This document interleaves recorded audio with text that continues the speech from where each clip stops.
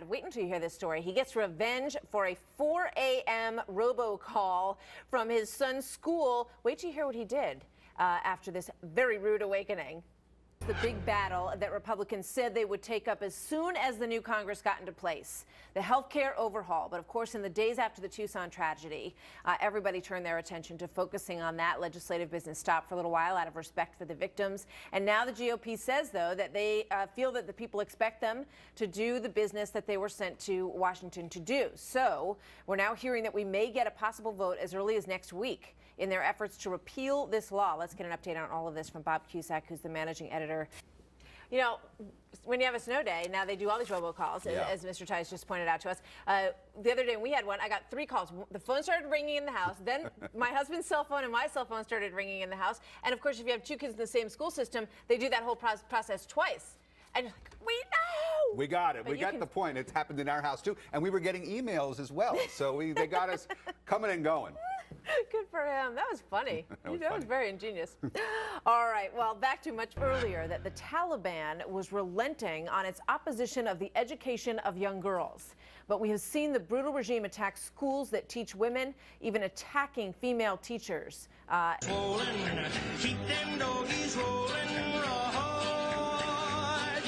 Well, how about this morning? The new Wall Street Journal poll finds that economists are increasingly optimistic about the pace of our economic recovery. But that does not mean necessarily that it's smooth sailing for consumers or anybody out there, right? Well, the producer price index is one measure. All right, well, this is what you call not a good thing. Martha Stewart hospitalized after getting struck in the face by her own dog.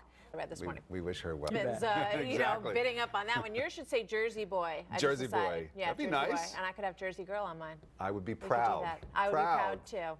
All right, moving on here. Congress on the verge of coming back to work. Will be remembered by hundreds of judges who are going to be there. That's how we start a brand new hour of America's Newsroom. Good to have you with us on this Friday morning, everybody. Welcome. I'm Martha Maccallum, and welcome to you, Rick. Thank you very much. Rick Fulbaum in for Bill today, and Judge is just heartbreaking. And here this woman is bringing her neighbor who was showing an interest in government and current events. Susie Heilemann and her husband are, and we've gotten to know them a little bit through this tragedy. And if there's anything good that comes of this, it's, you know, just Americans learning about different other people's lives and how much people have meant to each other. And Mr. Heilemann said that John Green, Christina's dad, called him on the morning of his daughter's funeral and said, you know, how is Susie doing? How's your wife doing? When can we come by and see her? And Mr. Heilemann was just so struck. You know, how could he call on the morning of his daughter's funeral and be concerned about our family as well? So, you know, if there's anything that's heartwarming in this, it is the acknowledgement of these great relationships that these people have with each other and the strength that will pull them through, hopefully because of it. Well said. Well said.